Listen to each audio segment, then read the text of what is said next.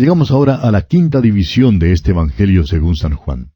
Se relaciona con el testimonio de Jesús al mundo e incluye los capítulos 18 hasta el 20. Nos encontramos en los últimos días de la vida de nuestro Señor Jesucristo. Tenemos en este capítulo que le arrestan y le llevan ante el sumo sacerdote. La presentación de Juan aquí es diferente a la de los otros escritores sinópticos, Mateo, Marcos y Lucas. En aquellos tres evangelios, el énfasis está en la humanidad de Cristo y en su naturaleza humana. El énfasis está en los sufrimientos del Salvador.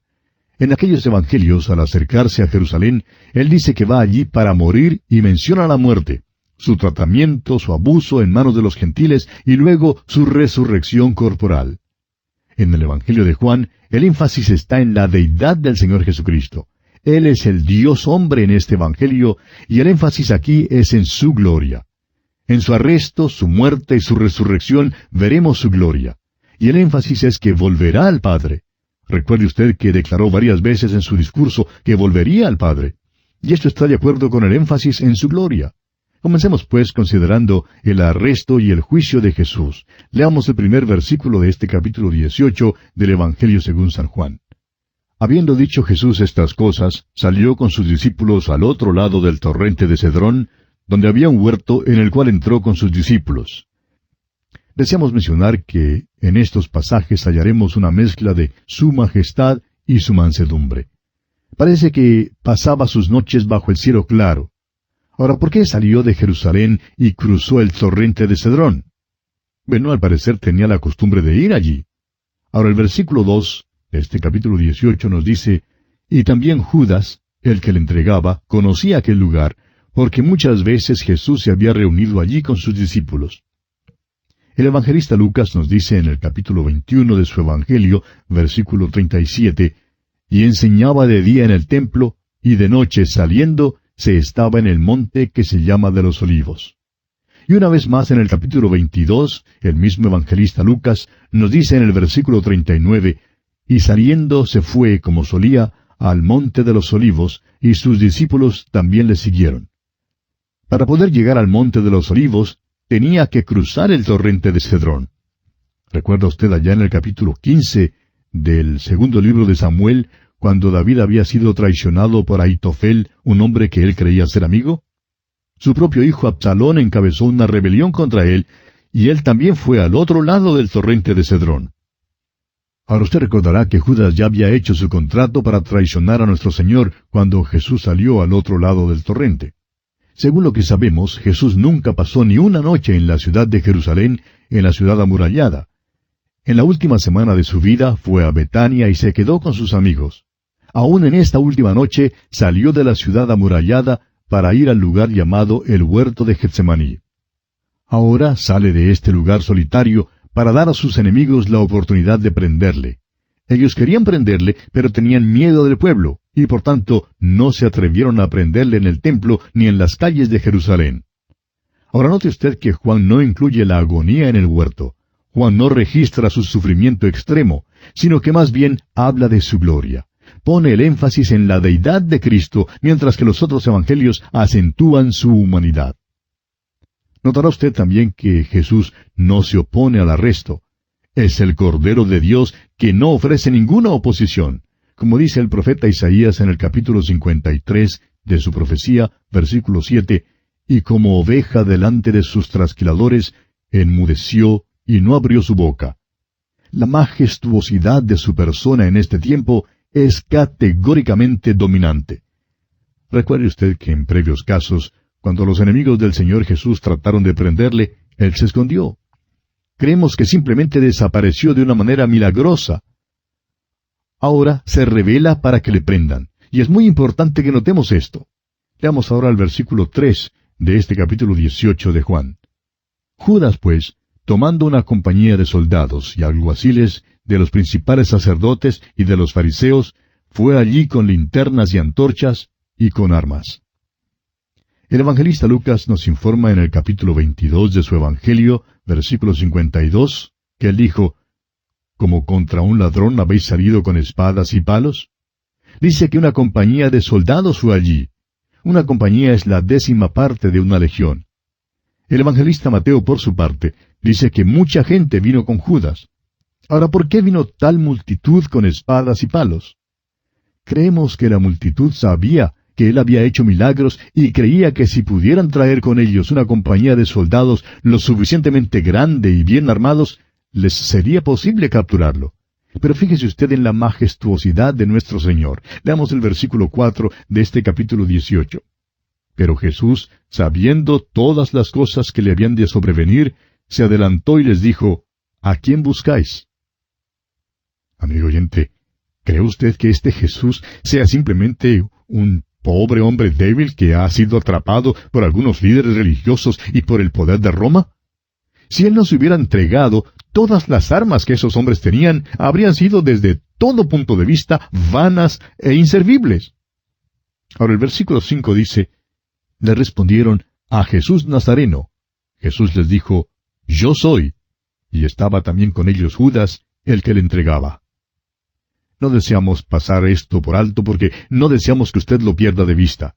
Note usted que le llaman Jesús Nazareno. Es decir, no le tributan la majestuosidad que pertenece a él. Rehúsan llamarle el Cristo. Y bueno, está bien. Jesús es un nombre que es sobre todo nombre. El día viene cuando aquellos en la tierra y aún debajo de la tierra, en el mismo infierno, se arrodillarán ante Jesús Nazareno. Pero ahora esta multitud no le confesará como el Salvador, el Cristo, el Hijo del Dios vivo. Continuamos hoy estudiando el capítulo 18 del Evangelio según San Juan, y en nuestro programa anterior dejamos a Jesús hablando con los soldados y demás multitud que había llegado juntamente con Judas para arrestarle. Y vimos cómo Jesús majestuosamente se adelanta y les pregunta que a quién buscan. Ellos le responden, a Jesús Nazareno. Entonces les dice, yo soy. Ahora destacamos el hecho de que esta multitud le llama Jesús Nazareno. No le tributan la majestuosidad que pertenece a él. Rehúsan llamarle el Cristo, pero está bien. De todas maneras, Jesús es un nombre que es sobre todo nombre. El día viene cuando aquellos en la tierra y aún debajo de la tierra, en el mismo infierno, se arrodillarán ante Jesús Nazareno. Pero ahora esta multitud no le confesará como el Salvador, como el Cristo, como el Hijo del Dios vivo. Y continuaremos hoy leyendo el versículo 6 de este capítulo 18 de Juan. Cuando les dijo, yo soy, retrocedieron y cayeron a tierra. Esta multitud no le conocía. Lo más extraño de todo es que en el principio Judas no le conoció. Ahora, ¿por qué no le conoció Judas? El apóstol Pablo nos responde en su segunda carta a los Corintios, capítulo 4, versículos 3 y 4, diciendo, pero si nuestro evangelio está aún encubierto, entre los que se pierden está encubierto, en los cuales el Dios de este siglo cegó el entendimiento de los incrédulos, para que no les resplandezca la luz del evangelio de la gloria de Cristo, el cual es la imagen de Dios. Se nos dice también que el hombre natural no percibe las cosas que son del Espíritu de Dios y no las puede entender porque se han de discernir espiritualmente. Y creemos que Judas no le conoció porque Cristo se paró allí como el Señor de la gloria. Usted recordará que al comienzo de este Evangelio de Juan, allá en el capítulo 1, versículo 14, el apóstol Juan dice, y aquel Verbo fue hecho carne, y habitó entre nosotros, y vimos su gloria, gloria como del unigénito del Padre, lleno de gracia y de verdad. Aún en esta hora oscura, cuando se entregó como el Cordero de Dios que quita el pecado del mundo, reveló su deidad. Y entonces los que habían venido para arrestarle, retrocedieron y cayeron a tierra. Reveló a estos hombres que él estaba en completo control de la situación y que no le podían arrestar sin el permiso de él. Ahora no cayeron para adorarle. Retrocedieron y cayeron en temor y en consternación. Creemos que por un momento hubo allí confusión completa cuando retrocedieron y cayeron a tierra. No están viendo tan solo a Jesús de Nazaret, sino que están viendo al Dios hombre, al Señor de la gloria. Esto da cumplimiento a la profecía que encontramos allá en el Salmo 27, versículos 1 y 2, donde dice, Jehová es mi luz y mi salvación, ¿de quién temeré? Jehová es la fortaleza de mi vida, ¿de quién he de atemorizarme? Cuando se juntaron contra mí los malignos, mis angustiadores y mis enemigos, para comer mis carnes, ellos tropezaron y cayeron. Ahora este es el lado de Dios. Luego en el Salmo 35, versículo 4, vemos el lado del hombre. Dice allí, sean avergonzados y confundidos los que buscan mi vida, sean vueltos atrás y avergonzados los que mi mal intentan. Luego, escuche usted en el Salmo 40, versículo 14, que dice, sean avergonzados y confundidos a una los que buscan mi vida para destruirla. Vuelvan atrás y avergüéncense los que mi mal desean. Amigo oyente, ¿a quién ve usted? ¿Sabe usted quién es? El inconverso no le conoce. Los hombres aún pueden leer la Biblia y ser muy religiosos y muy morales y todavía no ven que Jesús Nazareno es el Cristo, el Hijo del Dios vivo. Continuemos ahora leyendo los versículos 7 al 9 de este capítulo 18 de San Juan. Volvió pues a preguntarles, ¿a quién buscáis? Y ellos dijeron, a Jesús Nazareno. Respondió Jesús, os he dicho que yo soy. Pues si me buscáis a mí, dejad ir a éstos. Para que se cumpliese aquello que había dicho, de los que me diste, no perdí ninguno. Fíjese usted en su majestuosidad, amigo oyente. Está en control completo de toda la situación. Aún les dice a quién deben arrestar y a quién no deben arrestar. Había la profecía que el pastor sería quitado y las ovejas dispersadas, y Jesús había dicho que no había perdido ninguna. Los discípulos no serían capturados. Ahora, ¿no es interesante, amigo oyente, que no les capturaron? Es de esperarse que habrían sido traídos para servir de testigos o como cómplices, pero no sucedió así. Continuemos leyendo los versículos 10 y 11 de este capítulo 18 de Juan. Entonces Simón Pedro, que tenía una espada, la desenvainó e hirió al siervo del sumo sacerdote y le cortó la oreja derecha, y el siervo se llamaba Malco. Entonces Jesús dijo a Pedro, mete tu espada en la vaina. La copa que el Padre me ha dado, ¿no la he de beber? El doctor Lucas nos dice que Jesús tocó la oreja de Malco y la sanó. Por tanto, no arrestaron a Simón Pedro aún después de este asalto. Jesús había llamado a sus discípulos sus amigos, y debían dejarlos ir libres. Enfoquemos ahora nuestra atención solo por unos instantes en Simón Pedro. Aquel pobre pescador y sin estudios avanzados, probablemente se sentía acongojado por dentro. Había preguntado al Señor por qué no podía ir con él a donde él iba. Había dicho que entregaría su vida por el Señor y hablaba en serio. Pero el Señor le había dicho que él no se conocía y que negaría aquella misma noche a su Señor. Es tan fácil conseguir que los cristianos se dediquen y que se dediquen de nuevo al Señor. Simón Pedro habría pasado adelante para entregar su vida en toda invitación y habría sido sincero. El problema, amigo oyente, es que no podemos producir esto por nuestra propia fuerza. Esta también fue la experiencia del apóstol Pablo. Él dijo que el querer estaba en él, pero que no hallaba cómo hacerlo. Es sólo el poder del Espíritu Santo que puede producir la vida que es entregada a Cristo. Creemos que Pedro se sentía atribulado interiormente y pensaba, yo sí moriré por él. Ahora, Pedro es un buen pescador, puede tirar una red con pericia, pero no es un buen espadachín. Le cortó la oreja al siervo del sumo sacerdote, aunque quizá lo que quería era cortarle la cabeza. Nuestro Señor le manda entonces a Pedro a que meta su espada en la vaina porque él se está entregando en manos de sus apresadores. Se está preparando, como él dice, para beber la copa que su Padre le ha dado. Hay varias copas que se mencionan en las Escrituras. Hay la copa de la salvación. Leemos de ella allá en el Salmo 116, versículo 13, donde dice, tomaré la copa de la salvación e invocaré el nombre de Jehová. Luego tenemos la copa de consolación. En Jeremías 16, 7 leemos, ni les darán a beber vaso de consolaciones por su padre o por su madre. Cuando hablaba de la bondad del Señor, David dice allá en el Salmo 23, versículo 5, mi copa está rebosando. Esta copa que nuestro Señor había de beber le fue dada por el Padre.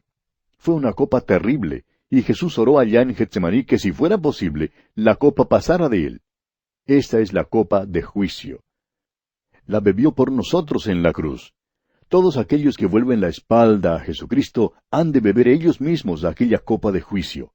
Jesús la bebió por nosotros y le fue totalmente repulsiva. Recuerde usted que Él es la humanidad perfecta, impecable, y sin embargo, bebió la copa a causa de nuestro pecado. Ahora hay todavía otras copas. Hay la copa de juicio que todavía debe venir al mundo. Creemos que son las 7 copas, las 7 plagas postreras en las cuales se consumaba la ira de Dios, y que deben ser derramadas sobre los malos, según se describe allá en el libro de Apocalipsis. Ahora en el Salmo 11, versículo 6, leemos, «Sobre los malos hará llover calamidades, fuego, azufre y viento abrasador será la porción del cáliz de ellos». Y en Jeremías capítulo 25, versículo 15 dice, «Porque así me dijo Jehová, Dios de Israel, toma de mi mano la copa del vino de este furor, y da a beber de él a todas las naciones a las cuales yo te envío». Jesús dijo, «La copa que el Padre me ha dado, ¿no la he de beber?». No hay ninguna buena voluntad que sea mayor que esa, amigo oyente. No nos engañemos pensando que el Salvador hizo esto de mala gana. El escritor a los Hebreos nos dice en el capítulo 12 de su carta, versículo 2, «El cual por el gozo puesto delante de él sufrió la cruz, menospreciando el oprobio, y se sentó a la diestra del trono de Dios». Bien, volviendo ahora al capítulo 18 del Evangelio según San Juan que estamos estudiando, leamos los versículos 12 hasta el 14. Entonces la compañía de soldados, el tribuno y los alguaciles de los judíos, prendieron a Jesús y le ataron, y le llevaron primeramente a Anás, porque era suegro de Caifás, que era sumo sacerdote aquel año. Era Caifás el que había dado el consejo a los judíos de que convenía que un solo hombre muriese por el pueblo. Las autoridades religiosas fueron las que conspiraron todo esto y tenían miedo al pueblo. Es por eso que nuestro Señor salió de la ciudad, pero ahora se ha mostrado y prosigue en su majestuosidad y en su gloria.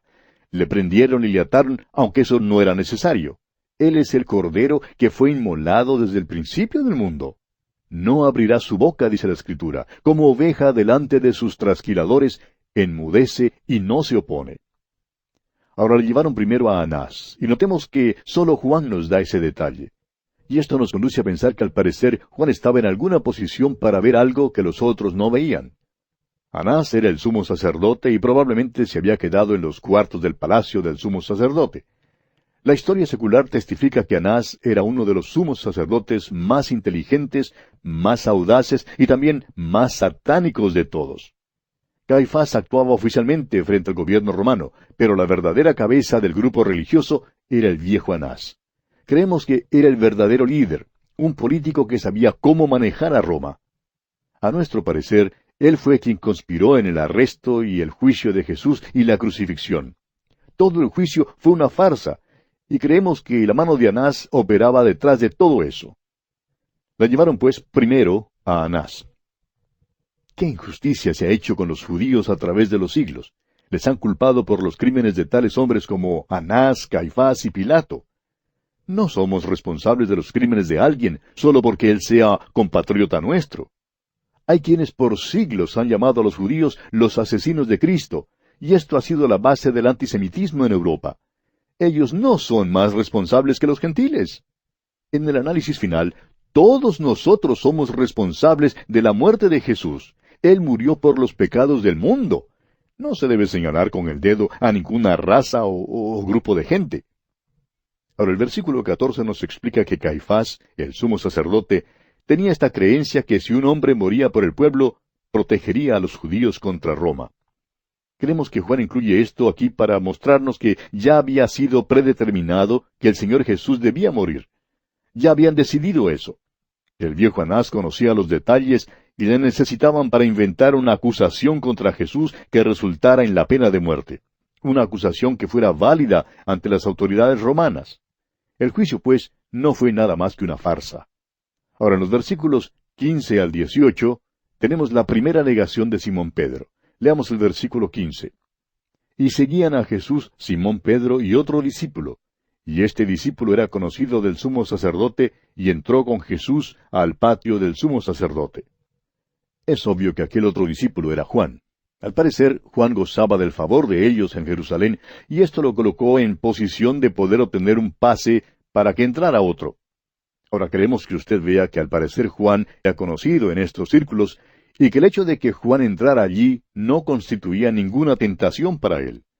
Fue fatal que Simón Pedro entrara allí.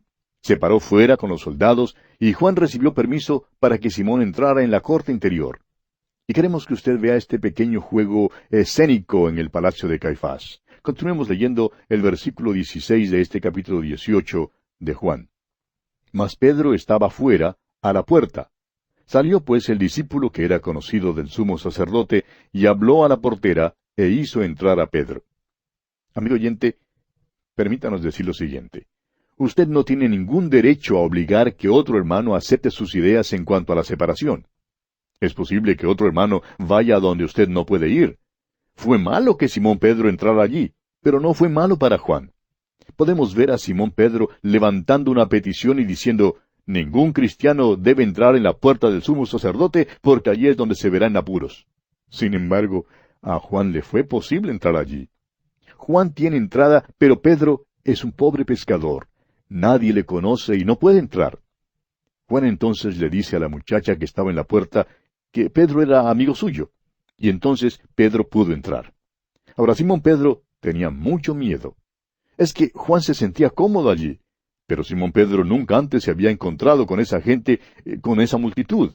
Ahora Pedro tiene la boca grande y simplemente tiene que hablar.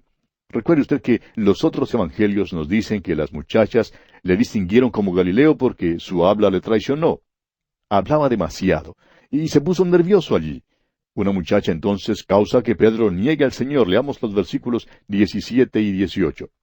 Entonces la criada portera dijo a Pedro, ¿no eres tú también de los discípulos de este hombre? Dijo él, no lo soy. Y estaban en pie los siervos y los alguaciles que habían encendido un fuego, porque hacía frío y se calentaban, y también con ellos estaba Pedro en pie, calentándose. Ahora en los versículos siguientes, los versículos 19 al 24, tenemos el juicio de Jesús ante el sumo sacerdote. Leamos primeramente los versículos 19 al 21 de este capítulo 18 de Juan. Y el sumo sacerdote preguntó a Jesús acerca de sus discípulos y de su doctrina. Jesús le respondió, Yo públicamente he hablado al mundo. Siempre he enseñado en la sinagoga y en el templo, donde se reúnen todos los judíos, y nada he hablado en oculto. ¿Por qué me preguntas a mí? Pregunta a los que han oído, que les haya yo hablado. He aquí ellos saben lo que yo he dicho. La escena cambia ahora y nos encontramos en el juicio del Señor Jesús. Ahora fíjese usted en la majestuosidad del Señor Jesús al responder. Continuemos leyendo los versículos 22 al 24. Cuando Jesús hubo dicho esto, uno de los alguaciles que estaba allí le dio una bofetada diciendo, ¿Así respondes al sumo sacerdote? Jesús le respondió, Si he hablado mal, testifica en qué está el mal. Y si bien, ¿por qué me golpeas? Anás entonces le envió atado a Caifás, el sumo sacerdote. Como usted ve, amigo oyente, Jesús se sujeta a esta clase de humillación. Se entrega para morir por el pecado suyo y por el mío. Sin embargo, Él les hace notar el hecho de que lo que hacen es ilegal y contrario a la ley mosaica.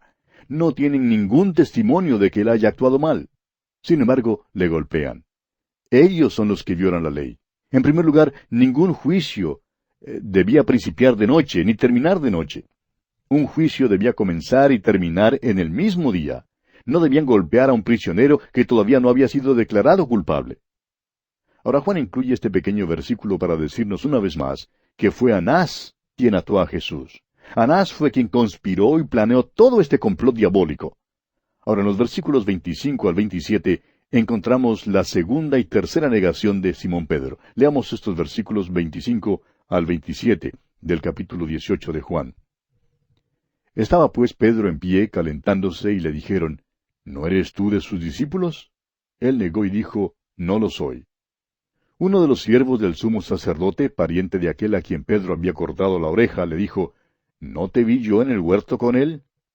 Negó Pedro otra vez, y enseguida cantó el gallo. Nos enteramos al estudiar los otros evangelios que Pedro salió fuera y que lloró amargamente. Creemos que vio la cara sangrienta y golpeada de nuestro Señor y que vio aquella mirada de los ojos de nuestro Salvador, y entonces fue cuando él salió y lloró a moco tendido, como decimos. Usted sabe que si discutía con un pariente de Malco, debe haber sido una discusión muy vehemente, y Pedro negó a su Señor. Pero gracias a Dios, el Señor estaba en camino a morir por él. y ya le había dicho que había orado a fin de que la fe de Pedro no faltara. Ahora, ¿por qué es que Simón Pedro, el que hizo un acto tan cobarde como Judas, pudo volver al Señor? ¿Por qué? Porque era un hijo de Dios, tenía a Jesucristo en su corazón y quebrantó su corazón saber lo que había hecho. Un hijo de Dios, amigo oyente, puede alejarse de Dios, pero Dios nunca se alejará de él. Usted puede estar muerto para Dios, pero Dios nunca estará muerto para usted. Siempre está allí, siempre está a su disposición. El Señor nunca le dijo a Pedro, bueno, Pedro, lo siento mucho, pero tú me has fallado y simplemente no te puedo usar más. No, amigo oyente. Apareció personalmente a Pedro después de su resurrección y eligió a Pedro para predicar el primer sermón en el día de Pentecostés.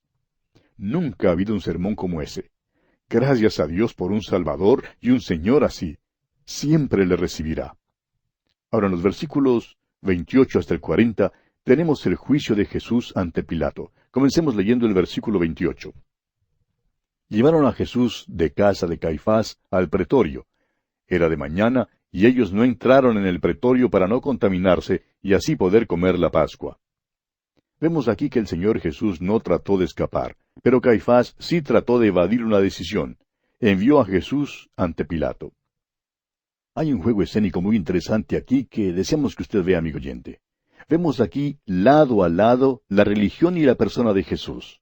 Aquí está el que ha venido para cumplir la Pascua y morirá en la cruz porque le van a sentenciar a muerte. Pero a causa de que quieren comer la Pascua, estos hombres no entrarán en el pretorio. La ley dice que no podían entrar en la casa de un gentil porque se contaminarían, y por tanto no les sería posible comer la Pascua. No harán pues eso. Son escrupulosamente religiosos. Sin embargo, conspiran la muerte de aquel que es el cumplimiento de la Pascua. Amigo oyente, esto debe causar que usted examine su corazón ahora mismo. ¿Es usted religioso o está realmente unido al Señor Jesucristo? Ahora hay otro juego escénico aquí que debemos observar. Los judíos categóricamente no entrarían en la sala del juicio para así contaminarse, pero trajeron a Jesús para ser llevado al pretorio para ser juzgado. Hay pues mucho cambio de escena en este drama, desde afuera hasta adentro. Obsérvele usted. En el versículo 29 dice, salió Pilato a ellos. En el versículo 33, entonces Pilato volvió a entrar en el pretorio. Versículo 38, y cuando hubo dicho esto, salió otra vez a los judíos. Luego en el capítulo 19, versículo 1, así que entonces tomó Pilato a Jesús y le azotó. En el versículo 4, entonces Pilato salió otra vez. El versículo 9, y entró otra vez en el pretorio. Y en el versículo 13, llevó fuera a Jesús. En realidad, a Pilato no le gustaba Jerusalén. Le gustaba más bien Cesarea, ciudad que quedaba en la costa del mar y que tiene una playa bella. Durante la fiesta salía de Cesarea y llegaba a Jerusalén trayendo con él los soldados. Puesto que era gobernador romano, era responsable de guardar orden en ese tiempo, cuando los judíos se reunían de todas partes, y es por eso que en este tiempo estaba en Jerusalén. Continuamos hoy considerando el juicio de Jesús ante Pilato, aquí en el capítulo 18 del Evangelio según San Juan. Pilato sospecha que algo anda mal, y como decimos nosotros, trata de zafarse de esto. Les dice que juzguen a Jesús ellos mismos. No podía comprender lo que ocurría. El problema era que querían la pena de muerte y tenían que admitir que no podían darla. Ya no tenían autoridad, ya no eran los príncipes. Es interesante notar que estos hombres tuvieron obligadamente que confesar esto, después que habían declarado tan arrogantemente allá en el capítulo 8 de este Evangelio de Juan, versículo 33, diciendo que linaje de Abraham somos y jamás hemos sido esclavos de nadie. Juan nos dice que esto dio cumplimiento a lo que Jesús había profetizado. Usted recordará que allá en el capítulo 10 del Evangelio según San Marcos, versículo 33, Jesús les había dicho a sus discípulos que las autoridades religiosas judías le condenarían a muerte y que le entregarían a los gentiles. Hace unos meses que había predicho esto, y ahora allí estaba, ante Pilato, el representante de Roma, los gentiles, traído por los líderes religiosos que buscaban la sentencia de muerte. Si los judíos hubieran prendido a Jesús y le hubieran matado según su ley, le habrían matado a pedradas. Lea usted una vez más el Salmo 22 y fíjese si es que describe una muerte por lapidación o una muerte por crucifixión. Es obvio que describe una crucifixión con horadación de las manos y los pies, las agonías del colgar de una cruz. Los únicos que mataban por crucifixión eran los romanos. Jesús tuvo que ser entregado a los romanos para cumplir la profecía del Antiguo Testamento. Bien, continuemos ahora leyendo los versículos 33 al 35 de este capítulo 18 de San Juan. Entonces Pilato volvió a entrar en el pretorio y llamó a Jesús y le dijo, ¿Eres tú el rey de los judíos? Jesús le respondió, ¿Dices tú esto por ti mismo, o te lo han dicho otros de mí? Pilato le respondió, ¿Soy yo acaso judío? Tu nación y los principales sacerdotes te han entregado a mí. ¿Qué has hecho? Pilato quedó pasmado. No podía creer que hubiera alguien que alegara ser el rey de los judíos, ni que ellos tendrían la audacia de lanzar tal acusación. Pilato quiere salir de esto. Le gustaría ayudar a Jesús.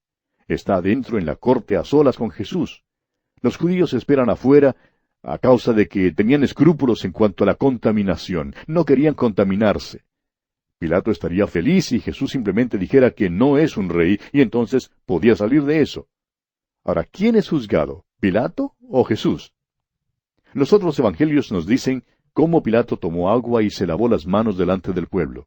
Se lavó las manos, pero nunca le fue posible quitar con agua la culpa de su corazón. El credo más antiguo de la cristiandad declara que Jesús fue crucificado bajo Poncio Pilato. Continuemos ahora leyendo los versículos 36 y 37 de este capítulo 18 de Juan. Respondió Jesús, Mi reino no es de este mundo. Si mi reino fuera de este mundo, mis servidores pelearían para que yo no fuera entregado a los judíos. Pero mi reino no es de aquí. Le dijo entonces Pilato, ¿Luego eres tú rey? Respondió Jesús, Tú dices que yo soy rey. Yo para esto he nacido, y para esto he venido al mundo, para dar testimonio a la verdad. Todo aquel que es de la verdad, oye mi voz. Jesús había apelado a la cabeza de este hombre Pilato. Le hizo la pregunta lógica en cuanto al origen de su evidencia. Pilato se mofó de eso y dijo que los judíos habían lanzado la acusación. Ahora Jesús apelará al corazón de este hombre. Jesús tratará con él hombre a hombre. Le dice, Mi reino no es de este mundo. Jesús no dijo que su reino no estaría en este mundo. Reinará como Rey de reyes y Señor de señores, y según Isaías 11:9, la tierra será llena del conocimiento de Jehová como las aguas cubren el mar.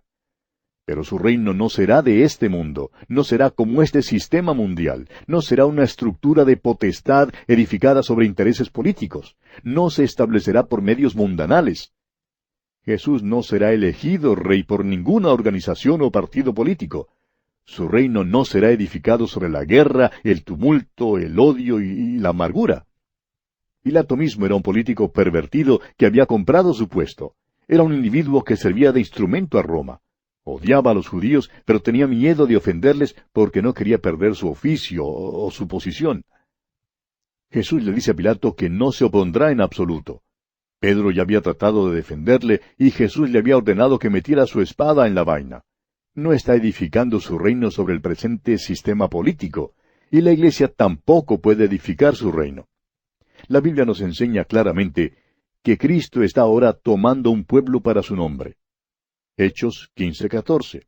Estos son la eclesia, o sea, los llamados afuera, la Iglesia. Son llamados del mundo para vivir en el mundo, pero no son del mundo. Y luego vendrá el tiempo cuando el Señor quitará la Iglesia del mundo. No son del mundo. Luego, cuando Cristo venga en su reino, Él lo establecerá. Amigo oyente, permítanos decirlo una vez más. Jesucristo no está edificando un reino hoy en día, de ninguna organización como las Naciones Unidas.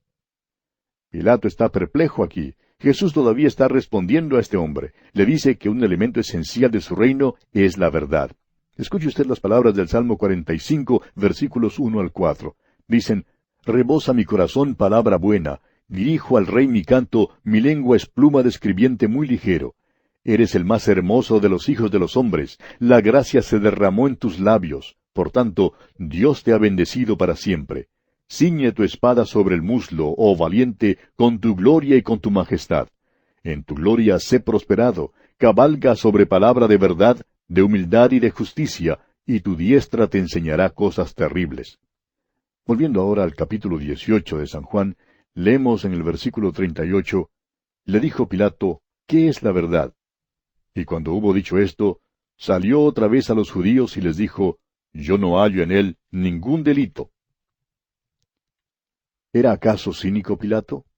¿Estaba simplemente perplejo? Se paró en la presencia del mismo Señor Jesucristo, quien dijo, yo soy el camino y la verdad y la vida. Juan nos dice más tarde en su Evangelio que ha escrito todas estas cosas para que creamos que Jesús es el Cristo, el Hijo de Dios. Amigo oyente, ¿trata usted de decir que Dios está muerto? ¿Trata usted de decir que la Biblia no es digna de confianza? ¿Que es la verdad? ¿Es Cristo la verdad para usted, amigo oyente? ¿Ha enfrentado usted la realidad con él? Pilato, pues, salió de nuevo y dijo a los judíos que no encontraba en él ningún delito. Leamos ahora los dos últimos versículos de este capítulo 18 de San Juan, versículos 39 y 40. Pero vosotros tenéis la costumbre de que os suelte uno en la Pascua. ¿Queréis pues que os suelte al Rey de los judíos? Entonces todos dieron voces de nuevo diciendo, no a éste, sino a Barrabás. Y Barrabás era ladrón. Pilato nunca soñaba que estas autoridades religiosas se esforzarían tanto para convencer al pueblo que demandara la libertad de Barrabás. Trató mucho de evadir la decisión. La Biblia deja en claro que Pilato estaba seguro de que Jesucristo era inocente. Veamos algunas referencias. En el capítulo 27 de Mateo, versículo 18, por ejemplo, leemos, porque sabía, es decir, Pilato, que por envidia le habían entregado. En el versículo 24 de ese mismo capítulo 27 de Mateo dice, inocente soy yo de la sangre de este justo. Luego en el Evangelio según San Marcos, capítulo 15, versículo 10 leemos, porque conocía que por envidia le habían entregado los principales sacerdotes. Pasando al Evangelio de San Lucas, leemos en el capítulo 23, versículo 20, les habló otra vez Pilato queriendo soltar a Jesús. Y dos versículos más adelante, versículo 22 de ese mismo capítulo 23 de Lucas, ningún delito digno de muerte he hallado en él. Luego aquí en el versículo 38 de este capítulo 18 de Juan que estamos estudiando leemos, yo no hallo en él ningún delito. Más adelante en el capítulo siguiente, el capítulo 19, versículo 12 dice, desde entonces procuraba Pilato soltarle. Y finalmente en el capítulo 3 del libro de los Hechos de los Apóstoles, leemos en el versículo 13, Pilato, cuando éste había resuelto ponerle en libertad. Como vemos, amigo oyente, la Biblia establece con claridad que Pilato estaba seguro de que Jesucristo era inocente. Y así concluimos nuestro estudio del capítulo 18 del Evangelio según San Juan.